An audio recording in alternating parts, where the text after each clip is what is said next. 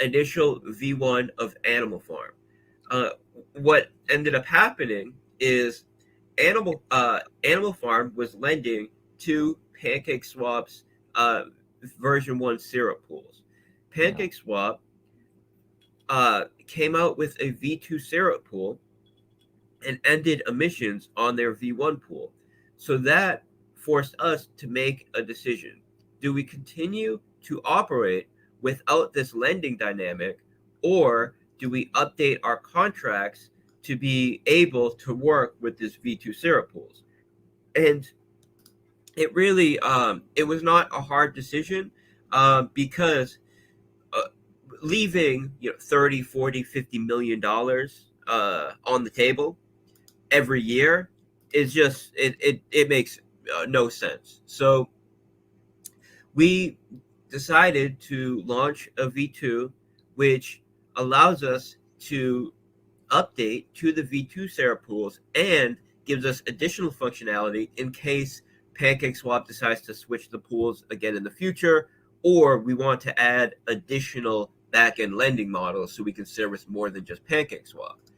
This uh, required a full migration to launch this V2 because we are a fully decentralized platform, which means we can't access any of the assets or collateral that any user has staked on the platform. But also, we cannot mint tokens, we cannot access anybody else's tokens. So it required a full community effort. It required people to take their dog and pig tokens and send it in to a crediting contract that we can use to then move the liquidity from a V1 to a V2. And since I knew this was going to be a whole process, which was going to take minimum weeks, most likely to do it right, months, I wanted to to do it with a ton of extra utility and a ton of extra mechanics that I wanted to put in place from day one, but weren't really possible to put in place on day one. And I can explain why that is. But also put in some of the lessons that I learned through the launch of Mana Farm, through the launch of V1 Animal Farm, and really just make those improvements. So, some of the major improvements that we made are the loyalty structure.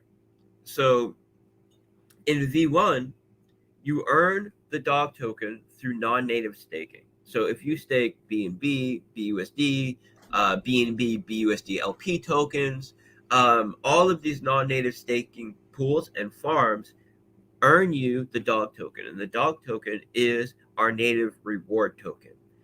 This native reward token can be paired with BNB or BUSD and used to farm the governance token. And this governance token now represents your share ownership of the platform. So as you accumulate and stake these governance tokens, your share of the platform as a whole increases. But the issue is that there's still incentive, or there still was incentive to take profit on the reward token, and people who had a longer term vision would use the dog token to generate more governance tokens and increase their ownership. But there's a whole lot of people in the DeFi market that do not have a long term vision. They don't have a long term perspective. And I honestly don't blame them, because Yeah. so many of these projects are just, fly by night type of projects. You need to take money on the reward tokens as soon as possible because they're going to bleed in value, and people know that.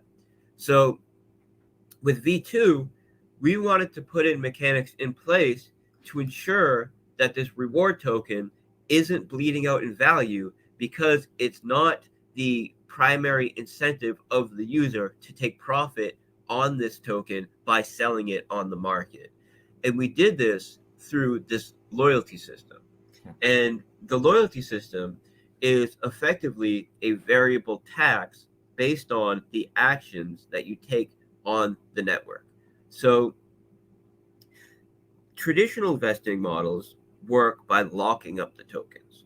they lock up the tokens. You can't access them. And then there's some daily or monthly or quarterly unlocking period where tokens are unlocked and added to the supply on a predictable and a schedule that everybody knows about. And this causes issues because people know, okay, on this day, a bunch of tokens are going to be added to the supply. They're going to hit the market. I need to sell before this happens.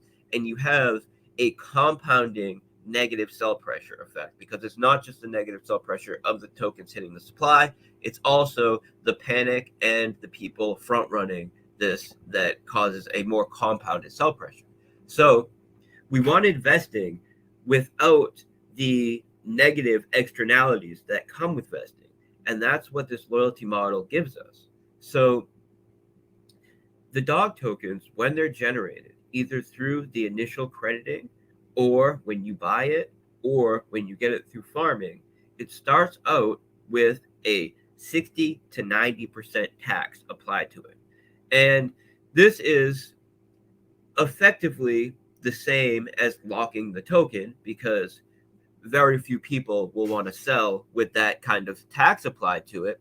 So it's effectively locking the token, but it's not done in a way where tokens are hitting the market on a predictable cycle. So instead, users can stake those tokens to reduce their tax. Every user will need to decide when it makes sense for them, given the tax and given the price of dogs, to transact or to sell those dogs. And it's going to be different for every user when it makes sense for them to do that. And as they're staking those dogs, they're earning B&B, which is being generated through the transaction tax that is applied to dogs. So when someone transacts dogs, 2/3 of the tax applied to it is swapped for B&B and paid out to the dog pound, which is this loyalty contract that allows you to reduce the tax on dogs. 1/3 is swapped for BUSD and paid out to the pig pen, which is the governance staking protocol, which represents your share ownership of the platform.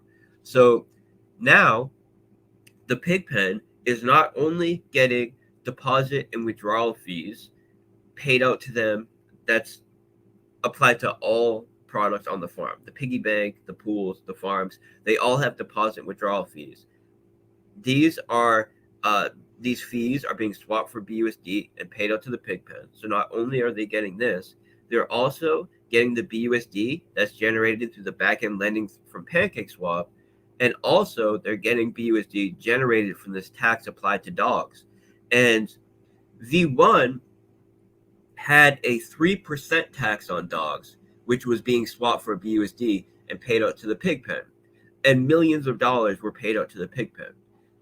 Now we have this tax that is it's going to be producing at least 10x the amount of BUSD that was otherwise being placed on V1, not only because of the variable tax on dogs being a larger tax, but also because of the way that we adjusted the liquidity helper contracts, which can no longer add sell pressure to dogs. So previously what was happening is a portion of the tax on dogs was being sent to a liquidity helper contract. 25% of the BUSD from deposit and withdrawal fees were being sent to a liquidity helper contract. And then when that BUSD hit a threshold, it would take the dogs on the contract, and if there was more dog value on the contract than BUSD, it would sell a portion of those dogs to create an equal value of dogs and BUSD on the contract, and then pair them to add liquidity.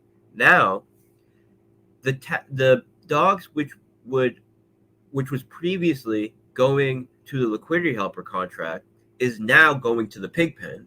So that's more BUSD going to the pig pen, but also instead of dogs going to the liquidity helper contract, only BUSD goes to the liquidity helper contract now. And now when that BUSD hits the threshold, it uses half that BUSD to buy dogs, pair them. So now the liquidity upper contract can only add buy pressure to dogs and only further deepen and decentralize the locked liquidity pool, which creates a higher and higher price floor. So this is another major adjustment and major improvement that we made to the protocol. And